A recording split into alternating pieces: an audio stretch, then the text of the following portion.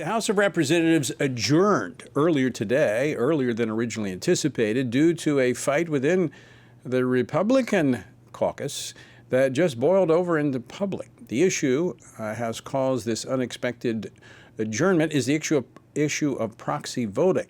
Now, you may recall the proxy voting system was widely used during COVID. Nancy Pelosi put that into place, but Republicans actually took it to court. The court sidestepped it, saying it was up to the Congress. But there are serious constitutional questions about proxy voting.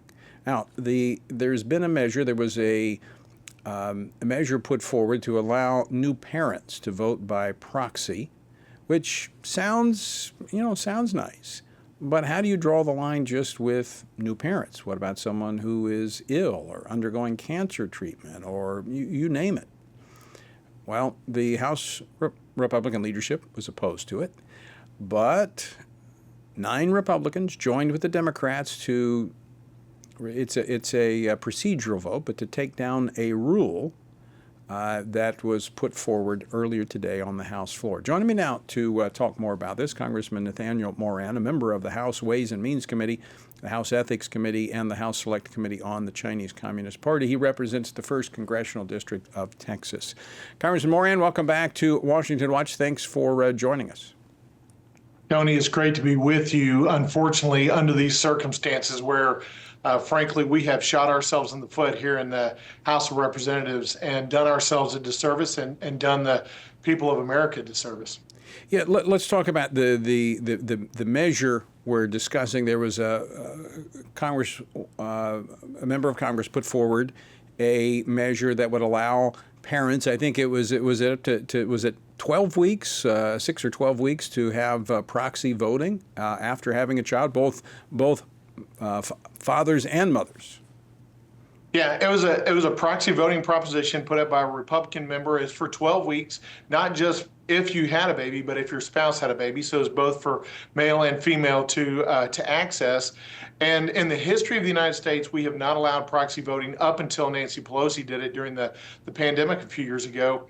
We didn't allow proxy voting after 9/11, not during the Spanish flu epidemic of 1918, not during the Civil War or the War of 1812. You can go through the list. We never allowed it. Why? Because the Constitution is firm in its regard to getting together physically and being present physically with one another to deliberate and decide the important matters of the American people. So proxy voting is not a constitutional issue. I mean, it's not a constitutionally permitted avenue to go, and it certainly is not a conservative viewpoint.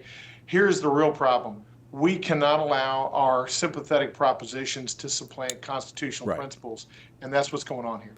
Yeah, I mean, look, you're tugging at people's heartstrings, and look, we're the Family Research Council. We know how important it is for that bonding of parent and child. But we also know if you signed up to run for Congress and you were elected to Congress, you have a constitutional obligation to represent the people that you were elected to represent and to do so in a way that's consistent with the Constitution. So let me ask you a question that I posed at the beginning of this segment. How do you draw the line at new parents?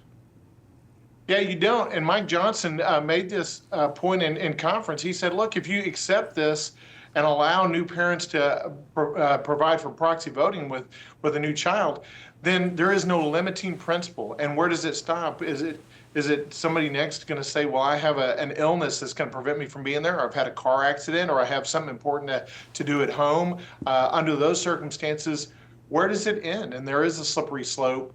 Once it begins, there is no end to that, and ultimately we are going to take away what is the important nature of being together physically. If you look back at the Constitution, it mentions words like meeting and assemble and attendance and present and sitting and seat. It uses physical words to talk about us getting together to deliberate and decide the important matters of the legislative body.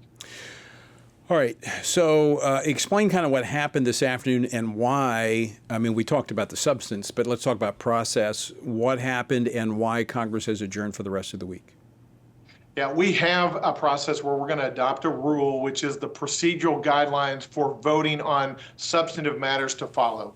And this was that procedural vote ahead of a number of very important substantive matters. And here's the thing I think the American people need to realize about what happened today is now we have a number of really important bills that we cannot vote on this week that were planned.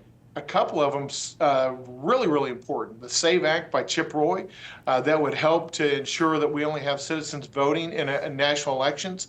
We have a bill by Darrell Issa to rein in these rogue federal district judges that are trying to do these nationwide injunctions. Those were bills that we were going to vote on this week that were part of this rule that we can no longer vote on this week. Hopefully we can bring them back in the future, but who knows, all over this desire to allow proxy voting. And as you said, we just had a handful of Republicans joining all the Democrats. And here's the other problem with that is that we effectively let emotion trump logic in this debate. And when that happens, we simply become liberal policymakers. That's how liberals make decisions. Conservatives should make decisions based on logic, principles, and the Constitution, not emotion. So in order, just for the benefit of our viewers and listeners, in order for votes to take place on the House floor, you have to have a rule in place. 9 Republicans joined with Democrats to take down that rule. Therefore, there can be no vote on these legislative matters. So you regroup, come back next week, and what, try it again? Yeah, hopefully there's some discussion between now and then between the Republican representative that's pushing this and the leadership to help cool temperatures a little bit, but we'll see. And you know, as we look back at how this even came about, it was through a discharge petition, which circumvents the ordinary course of deliberation and debate. It skipped committee, and this representative was offered an opportunity to take her bill to committee, to the Judiciary Committee, to the Constitutional Subcommittee, have a hearing, go through regular order, the amendments process, and bring it before the body using that method, and she simply declined to do that. I thought that was a fair offer. Well, Congressman, sounds like some of the Republicans need to have a conversation with their colleagues about derailing the agenda of the American people. Nathaniel, always great to see you. Thanks so much for taking time to join us today. Thanks, Tony. Have a great evening. All right, you too.